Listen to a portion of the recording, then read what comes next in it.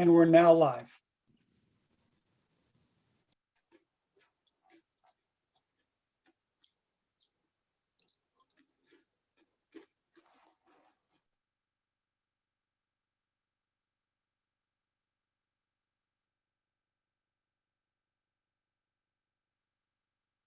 Greetings. So I guess we'll be kicking things off. Welcome to the Durham's first ever budget healing. To kick things off, I want to introduce Durham's own Miss Nina Freelon.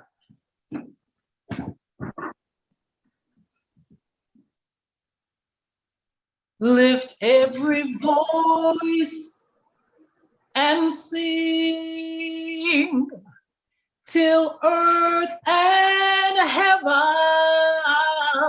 ring, ring with a harmony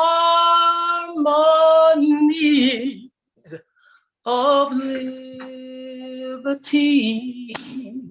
Let our rejoicing rise high as the listening skies. Let it resound loud as a rolling sea. Sing a song full of the faith that the dark past has taught us. Sing a song full of the hope that the present has brought us, facing the rising sun of our new day begun. Let us march on till victory is won.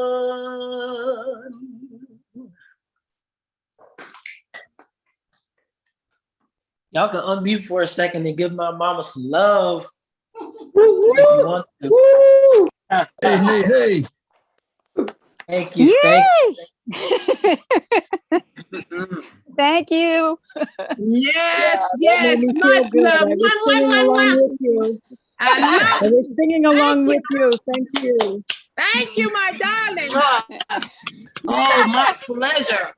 Good to start with a song. Mm-hmm. Yes, Thank you. thank Thank you. you. Thank you.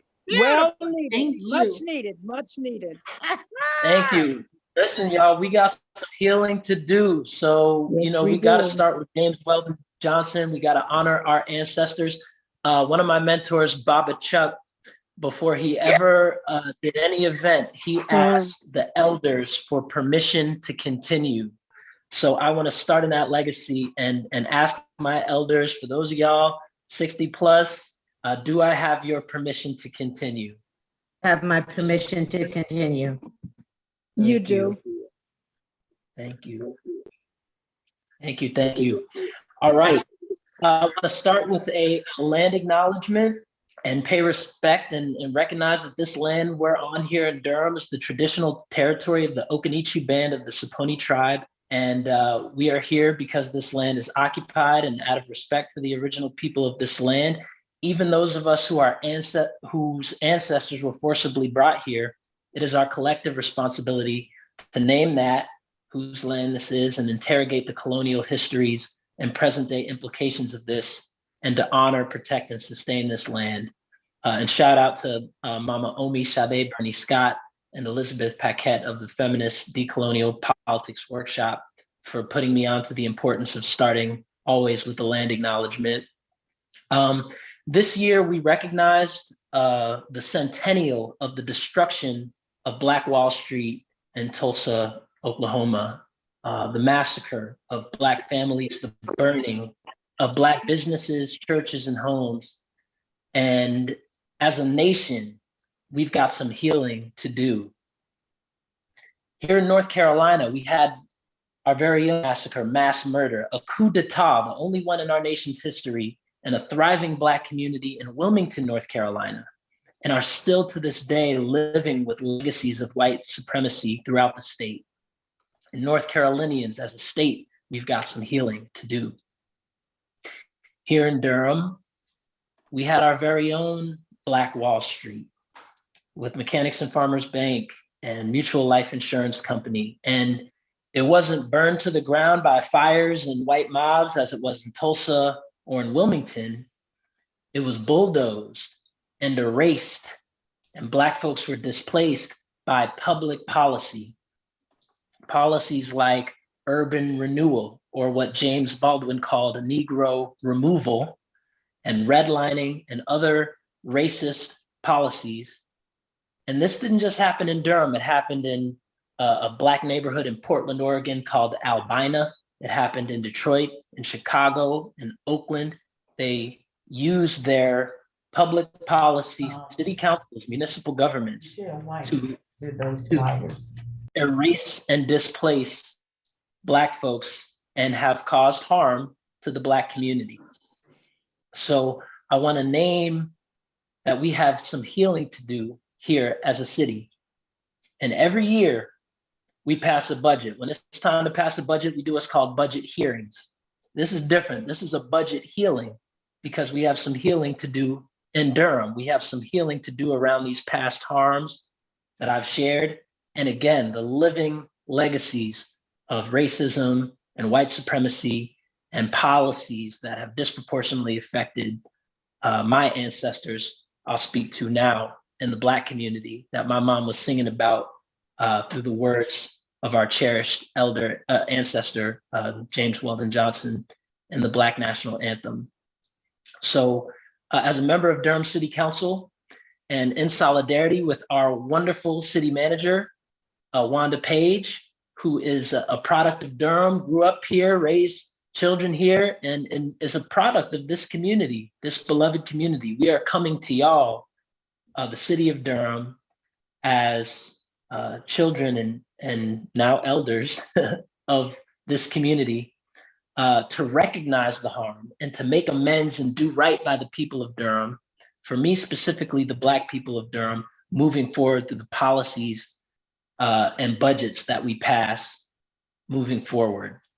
I want you to know that this, I'm not, the word healing was chosen intentionally, and we do not take it lightly. So this will not be a one-off engagement. We realize healing will take time. It will take years. And so therefore, this will not be a one-off engagement. We are dedicated to being accountable to our community, and we are proposing a quarterly engagement 4 times a year to check in with y'all, our beloved community, throughout the year to get your guidance, to get your input, and to show up, to get your thoughts and help us shape what we do with your money. These are your tax dollars, and we want you to have a seat at the table, not just when it's time to pass the budget, but throughout the year. So yes, this will be the first of many budget healing events. And that's it for my remarks. I just want to thank the city manager for working and thinking through this with me. And I'm really excited about today. I didn't introduce myself, sorry. My name is Pierce Freelon, and I'm a member of Durham City Council representing Ward 3. Should have started with that, but a little nervous and a little excited. So thank you all for being here. We appreciate your presence, and I will pass it on to our staff who will take it from there. Thanks. Thank you very much, Councilmember Freelon, for that warm welcome, and Nina Freelon for your beautiful and powerful voice. My name is Leela Pedersen. I'm an executive fellow working with the City of Durham through a nonprofit organization called Fuse Corps, which partners with cities and counties on a range of issues, including racial and economic equity. I'm honored to have helped plan this event in coordination with city and county staff, as well as our partners at North Carolina Central University. Thank you to everyone who has helped to make this event possible. Just a bit of housekeeping before we get started. If you could keep your mic and camera off for the first portion of the event, you will have an opportunity in the latter half of the event to to turn your camera on, turn your mic on, and to engage with your fellow residents in Durham. Now, without further ado, I will turn it over to our partners and friends at North Carolina Central University. Dr. Jim Harper is the chair of the Department of History at North Carolina Central University. And following Dr. Harper's remarks, we will hear from Dr. Henry McCoy, Director of Entrepreneurship at North Carolina Central University School of Business. Dr. Harper, take it away. Thank you, Leila. Good evening. I'm Jim C. Harper II, Chair of the Department of History at North Carolina Central University. I would like to thank Durham City and County officials, as well as Mayor Pro Tem Jillian Johnson, Councilman Freelon, Bertha Johnson, Leila Peterson, and Sharon Williams for collaborating with North Carolina Central University and the Durham community with these budget healing events. Events like this help provide the Durham community, especially people that have often been left or felt marginalized, with an opportunity to find equitable solutions to participate by bringing ideas and strategies to the budget process.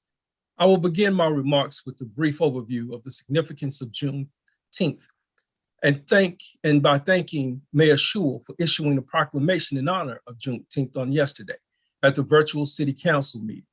My colleague Andre Van, University Archivist at North Carolina Central University, also gave a few remarks. Juneteenth is celebrated on June 19th. The name Juneteenth is derived from a combination of the month, June, and the date, 19th. African Americans have celebrated this date as an Independence Day or Emancipation Day since the 1800s. President Lincoln issued the Emancipation Proclamation on January 1st, 1863, which declared that all persons held as slaves within rebellious states shall be free. Then on January 31st, 1865, the 13th Amendment was passed, which abolished slavery, and the Civil War ended on April 9th, 1865. It was not until 2 months later, June 19th, 1865, that the last enslaved people of Galveston, Texas were notified that the war was over and they were free. It was a symbolic day that commemorates the emancipation of slaves in the United States. From this point forward, the newly freed people would gain opportunities at times to fully exercise their rights. While many of these opportunities were often deprived or refused, there were times where those opportunities led to the development of thriving residential and business communities.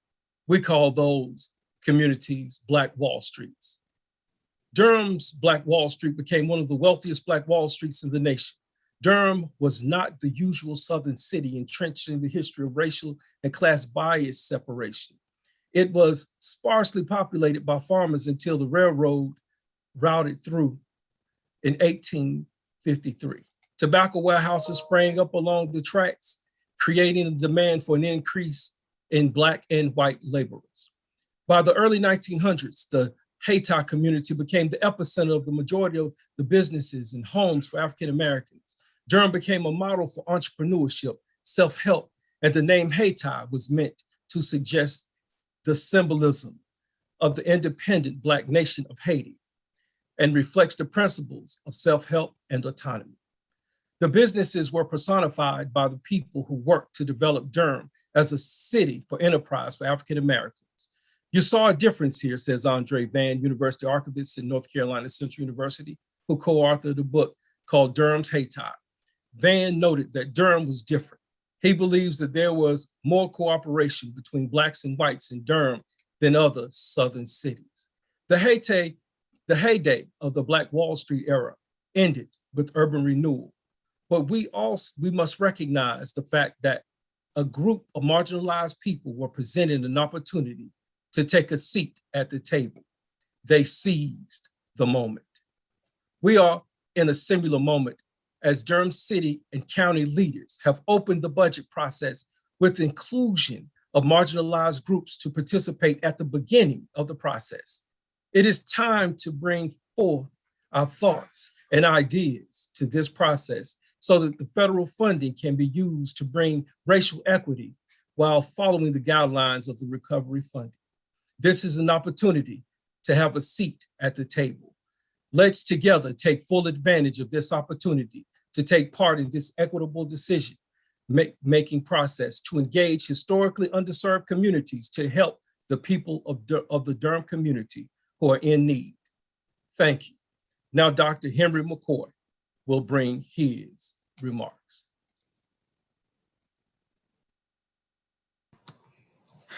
Thank you, Dr. Harper, and thank you all for joining us this evening. We appreciate the public leadership for allowing this partnership to be formed with North Carolina Central University to bring the community into the conversation.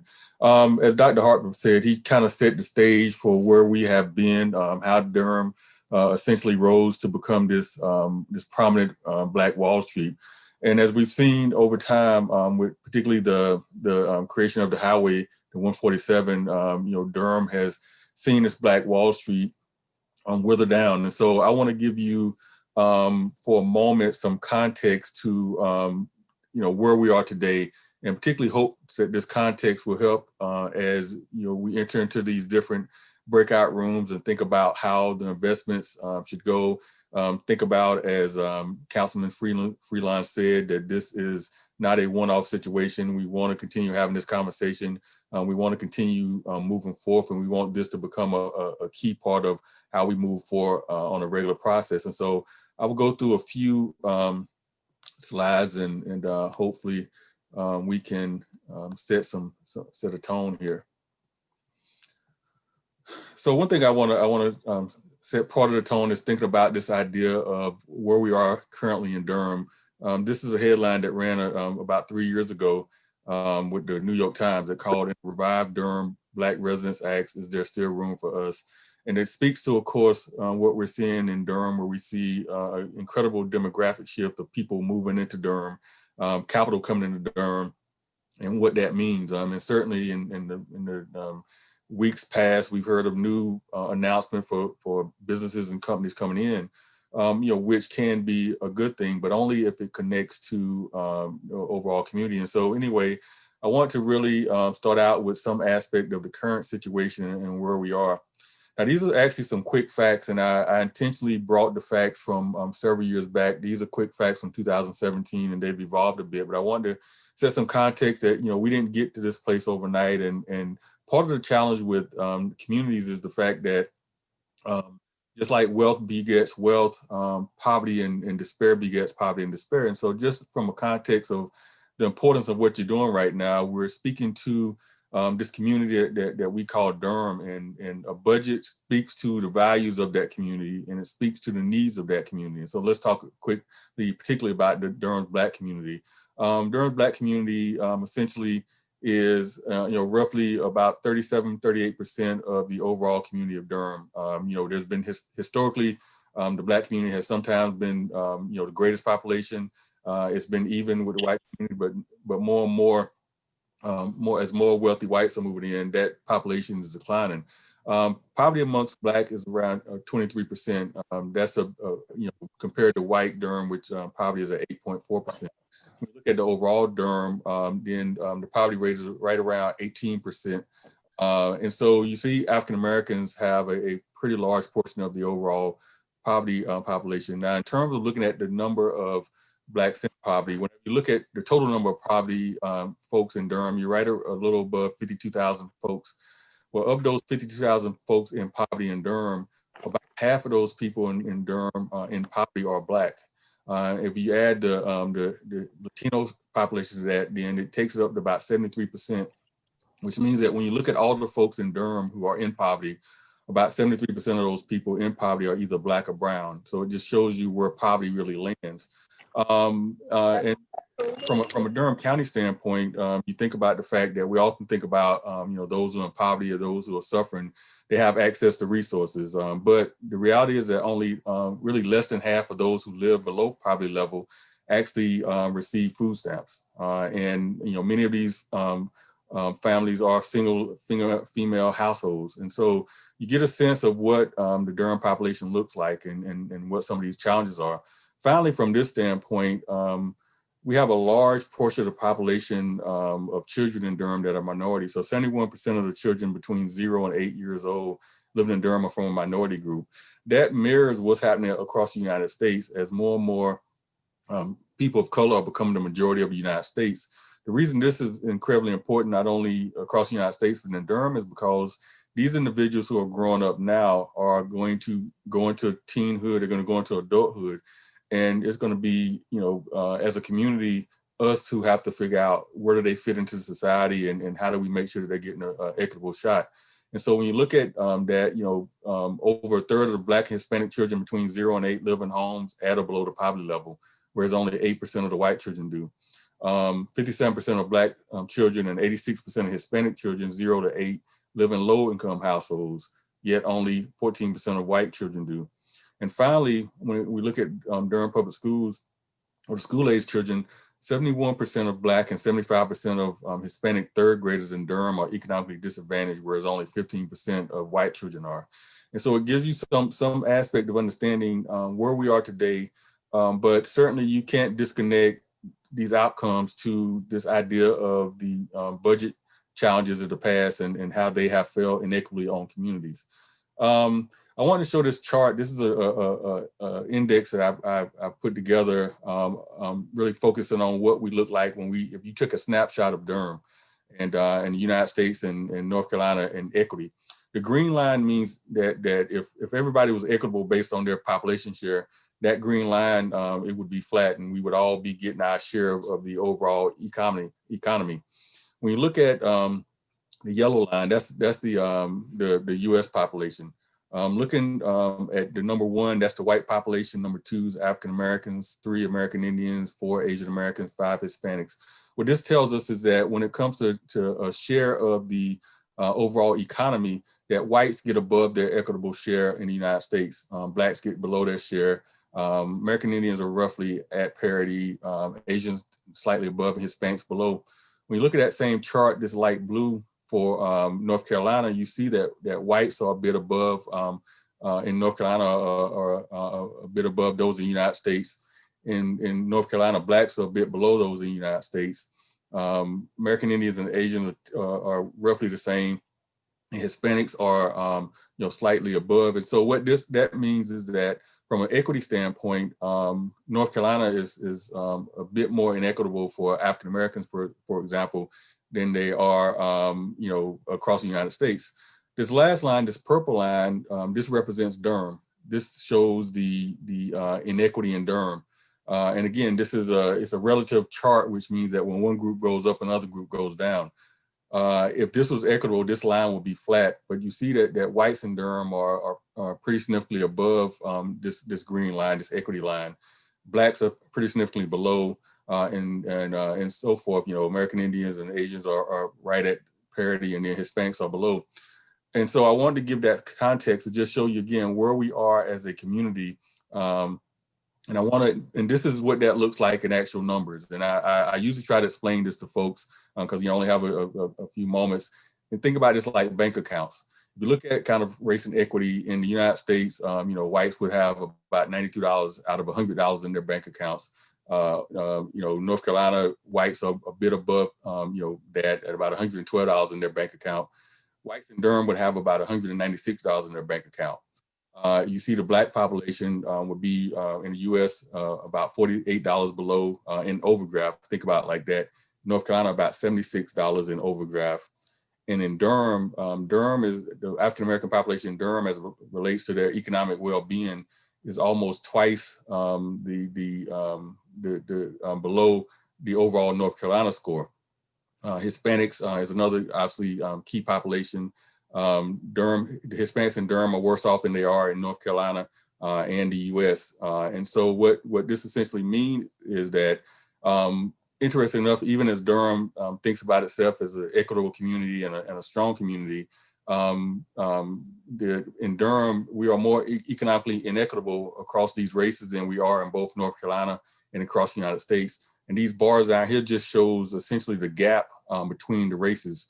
The 116 percentage gap is across the United States, about 139 percentage gap between races in North Carolina. It's about 236 percentage points gap between the races in Durham. And so you get a chance to see just how inequitable Durham is, even compared to North Carolina, compared to the United States. And that shows that even as things are going well for some, it's going terribly wrong for others. So I want to finish this off just giving a little assessment. I did some assessment where several years ago, I did interviews with some folks in the public sector and private sector, community sector. And so what I found was that the public sector, when you ask, well, what do you really want as a public sector? What came out was this idea of increased safety, increased affordable housing, increased citizen success, this idea of shared economic prosperity, which the city of Durham has adopted, increased growth and increased tax base. That's what the public sector wanted. When I talked to people in the community, I wanted to expand the conversation. I talked to residents in the community of Durham, particularly African-American community in Durham, seniors, churches, business, and youth. And what came out of that was some very similar things. What does the community want? What the community wants is increased safety, increased quality, affordable housing, both low-income housing and workforce housing, increased community services for themselves, for their children, and for their neighbors. They want to increase civic voice, feel like there's someone to listen to their needs and wants, and not only if you have resources and money. They want to increase investment equity, meaning that both public and private dollars are invested in these low-income communities, and they create nearby amenities. Also want to increase financial mobility, quality and living wage jobs with opportunities to advance. Geographic agency, they do not want to get pushed out of the community, but they want the agency to say, I want to stay or I want to go. And then finally, everybody wanted a successful Durham. And so finally, as we think about the current approaches and challenges, and I think hopefully this will help kind of guide some of your thinking as you think about this budget conversation. What I found was that when we think about Durham and addressing the issues that we have, we often view the individual and community as the problem, as opposed to looking at the overall system. And so that's important to recognize. We often also try to innovate to solve symptoms of problems and not really the root of the problems, which is also part of the challenge of actually achieving success. We silo solutions instead of looking at holistic approaches. And so we look at these kind of very narrow areas that we can focus on, as opposed to realizing that all these pieces are really fitting together. We create plans often, we create commissions, we create bodies, but we don't really execute on the plans that come out of those commissions or bodies or things that put forth. Also, there's no silver bullets. We often want this one thing that's going to solve everything, or these one or two things. But as I often say, it wasn't one or two things that got us here. It was a litany of things. And it's going to be a litany of things that gets us out of here, or that it will take to get us out of here. And economic integration must go both ways and be circular, meaning that from an economic standpoint, resources have to come into the Black community, not just go out of the Black community into other communities. And so that's something key. And finally, in thinking about, as you go into your separate kind of quarters and think about these different components of the budget and how they fit together, it's often important in communities that there is this idea of community-led and benefited community economic ecosystem, meaning simply that the community has a opportunity to really weigh in on how these resources are invested and do so in a significant way. Also, the idea of creating open mobility and improvement without forced displacement of the community. So how do you increase the opportunity for people in these communities, in the African-American community, low wealth communities, to actually connect to the economy? Equity and growth do not have to be counter to one another. So as we think about the companies that we are welcoming to the community, how do we connect those and opportunities to the Black community, which also can mean not just income producing jobs, but also entrepreneurship and things of that nature. And then finally, the goal, I think, of any budget is to really, again, think about this connectivity to what we want to see as a community. And Durham should want to see a place that's safer to live, to work, and to play. And so thank you very much. And I hope that you have incredible budget healing process. And we look forward to hosting future events like this. Thank you, Dr. Harper and Dr. McCoy, for helping to set the context for this evening's discussion. Now I'm pleased to introduce Bertha Johnson, Interim Deputy City Manager, who will provide a brief overview of the budgeting process and talk about the historic opportunity that Durham has to fund community-driven solutions to recovery. Bertha, the floor is yours. Thank you, Leila. Good evening, everyone. I also want to recognize my partner at Durham County on this initiative, Claudia Hager, the interim county manager. I want to also recognize our city manager, Wanda Page, and our elected officials. So if you could just turn on your cameras and give us a wave.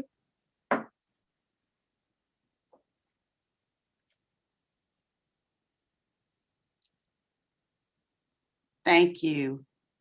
So you've heard us mention the federal ARP funding. I wanted to take you to our website.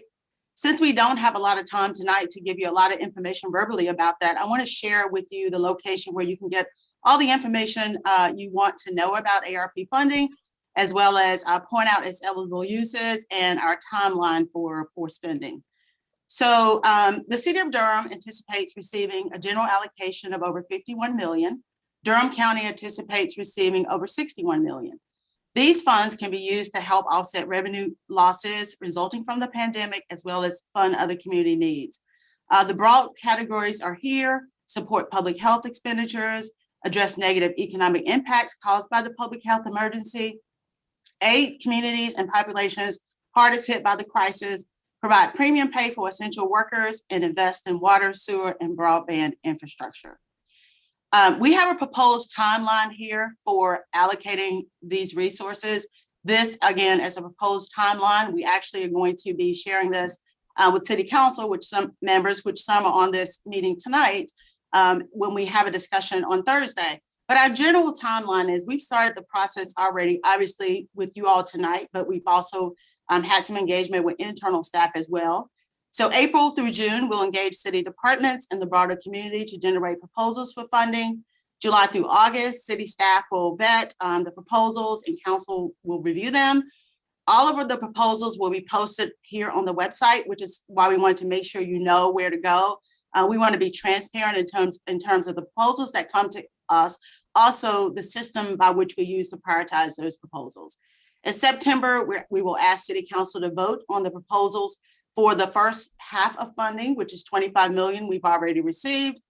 October through December, we'll begin allocating those funds based on City Council's decisions. And I say City Council, but of course, the county commissioners will have a process as well. So again, final decisions about funding will be made by the elected officials in a public meeting. However, we will know and we will ensure that racial equity will be an important criteria that we use to decide how to allocate these federal funds. We have specific staff at the city and the county whose job is to ensure that racial equity is prioritized in all of our work across the city and the county. I wanted to introduce these persons to you tonight. We have Sharon Williams with the city of Durham and Quali Rashad Henry with Durham County. I'll ask that they turn their cameras on, as well as drop their email contact in the chat box so that you can reach out to them if you want to talk with them or have them talk to you about your programs and services. So we'll give them a minute to drop their email in the chat and wave to you all. So again, this webpage, if you go to the Durham NC.gov website, and you go to Budget and Management Services, or you type it in the search bar, you can find this website. We will continue to update it with information. Again, we'll have all the proposals on this site, as well as the scoring matrix, as well as how the proposals ranked. We will continue, you'll probably hear from us, not only in these events as we talked about, but we will continue to do a community engagement throughout the community for the next month or so. I also want to let you know that if you have friends or neighbors who were not at this meeting tonight, we will have a link on the webpage where they can go and submit their ideas on the website, just like you'll be submitting your ideas tonight. So at this point, we want to have as much time as we can for engagement. So I'm going to turn it back over to Leila Pedersen to introduce the breakout sessions. Thank you, Bertha. Before we move into breakout sessions, we are going to pause, take a deep breath, and to guide us through a short healing meditation, I'm honored to welcome Nia Wilson, who is the Executive Director of Spirit House, a multi-generational Black women-led cultural organizing tribe with a rich history of using art, culture, and media to support the empowerment and transformation of communities most impacted by racism, poverty, gender inequity, criminalization, and incarceration. Please join me in welcoming Nia Wilson. Good evening, everyone. Thank you for that beautiful introduction, Lelia. As you said, yes, my name is Nia Wilson. My birth name is Nancy Jean. My pronouns are she, her, and queen. I come from Wilsons, Wallaces, Dardens, and Sykes through Ronald Wilson Sr. and Elmira Darden Wilson. I am a warrior, I am a healer, I am a shape-shifting cultural alchemist, and I'm here today and every day to live into my purpose and to fulfill my highest destiny. And I do that through the work of Spirit House as the co-director of Spirit House, which is a Durham-based Black Southern-rooted cultural organizing tribe committed to our past, present, and future healing and transformative justice for the sake of our liberation and our freedom. So I want you all to take a really deep breath with me right now. Some of the statistics that were shared with us earlier, as a Black woman, it landed really hard on me. It landed hard in my body. Even though we know that these statistics are real and that they exist, seeing them on the screen can still be jarring. What I did right now was introduce myself through a practice that we use in Spirit House called Where I'm From. We use this practice to remind us and to boldly name the things that have shaped us, the things that live in our bones, the things that we either don't often think about or that we carry into our community, every building, every room that we walk into. Black people, I'm speaking mostly to you this evening so that we can take some time before going into these breakout sessions to think about and expose and shed the conditioning that we have carried that says our people, our histories, our legacy, our lineages are either non-existent or hold no value. That our sources of power and our strength are only useful as labor and entertainment.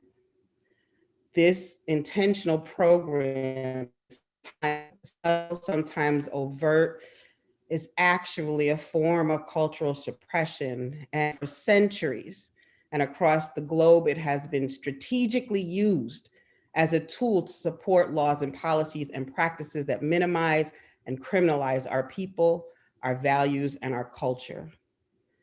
Think for a moment, as was brought out earlier, about whole neighborhoods right here in Durham that were redlined and intentionally under-resourced by the federal government because they were, in the words of the federal government, infiltrated by the Negro.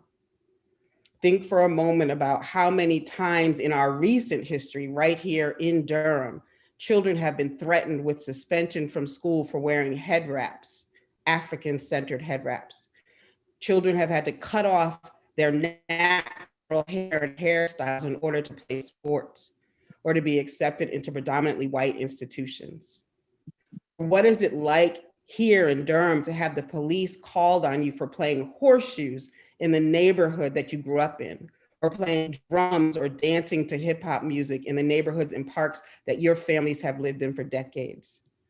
These legacy or heritage neighborhoods, as they've been called, have been spaces for our places to learn, to live, to love, and to find joy in spite of the neglect. But they have had lasting long-term effects and can be seen in all of the disparities in every sectors of our lives. These are the effects of systemic racism. And so for a few minutes today, before we go into breakout rooms to discuss what repair and justice looks like for us, I want us to take a collective breath to fully bring all of our people into this space who may not be on this Zoom this evening, and to make room for an expansive imagination that grows out of our most healing selves. All of us. You can participate in whatever degree feels most comfortable for you, but know that our visions and our energies expand far beyond the physical spaces that we're in. So even our breath and our dreaming together in this moment will impact the ways that we are healing and shaping our city.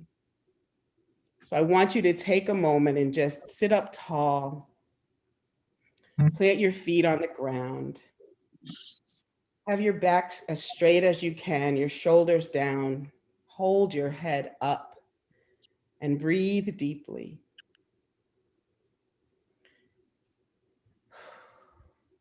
Imagine for a minute that a three-fold braided string or cord that some of us know to be spoken of in the Bible is holding us together.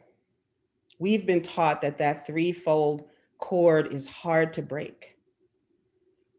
For tonight, we're going to imagine the strands of that cord as those who came before, those who are now, and those who are to come, or what we like to call our past, present, and future through line. Imagine that cord rooted in Durham's rich red clay soil, traveling through the bottoms of your feet and extending through the top of your crown into the heavens, anchoring you to your roots and connecting you to expansive possibilities. Allow the strength of that through line cord to pull you up a bit. Take a deep breath and allow your body to be held by the strength of your past, present, and the future through line. This is your space of pride and dignity.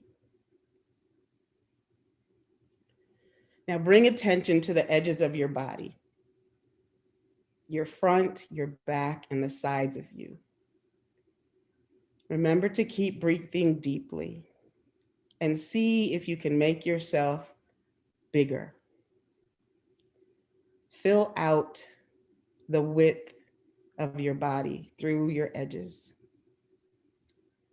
So many of us, Black, women, folks from the LGBTQ community, all marginalized people, we have been conditioned to be small, to shrink, to not take up too much space, to not expect or ask for much.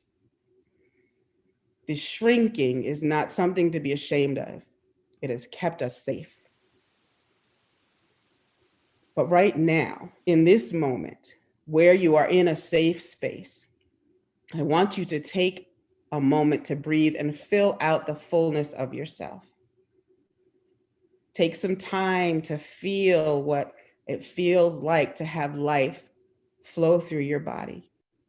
Take up the space that is yours to take. If you feel up to it, you can stand up, you can stretch a little bit as you're breathing. Be grateful for this beautiful vessel that houses your spirit. This works when you don't ask it to. Your heart is beating, your lungs are breathing, your belly is churning, all things that continue on their own so that your life can be sustained. Be grateful that even in your toughest moment, your brilliant body makes sure that you exist. Breathe. Now bring attention for a moment to your past. Focus on the back of your neck, the small of your back, the tingling that sometimes shows up right behind your ear, or the butterflies in your gut, which we sometimes call our intuition. Many cultures around the globe believe that these spaces are where your ancestors connect, the places where their whispers live. take a breath and open to some of the people who came before you that made it possible for you to be here. Whose legacy are you continuing by being here today? I want you to remember that no person, none of us, got to this existence alone. Each of us have ancestors who chose to fight or surrender and survive or put their life on the line and die so that we could be here. If you go back 10 generations, that is over 1,000 people tied to your very existence. These are the people who share your DNA energy code, an energy code that is alive. The people whose stories you carry in your blood and your bones, whose battle scars are the very birthmarks you were born with.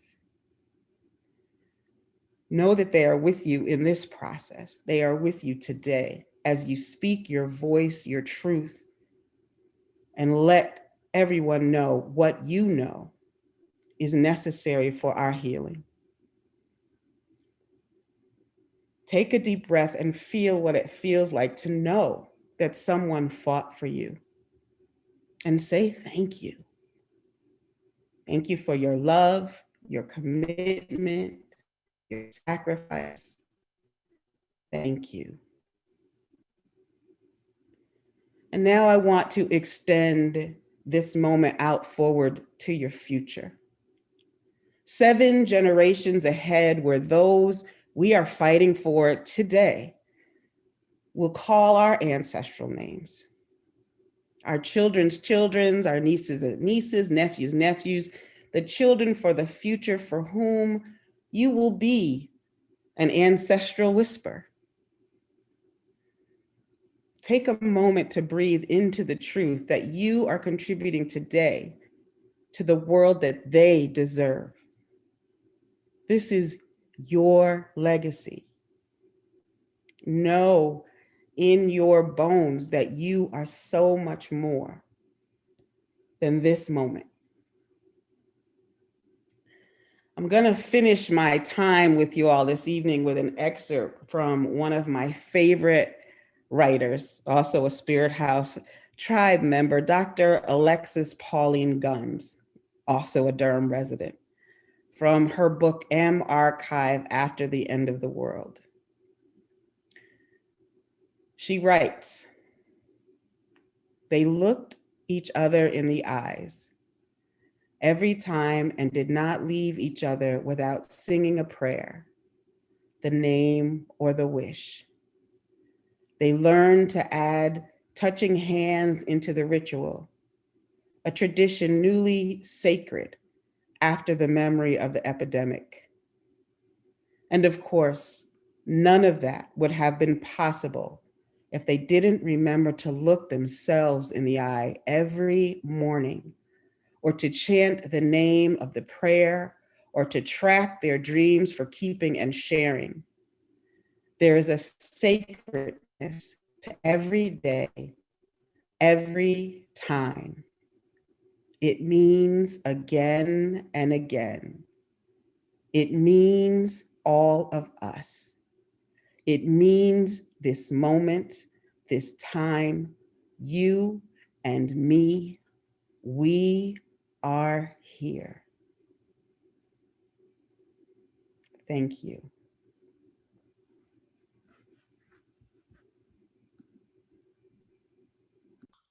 Thank you, Nia, for that opportunity to contemplate the past, be grateful for the present moment, and find hope for the future.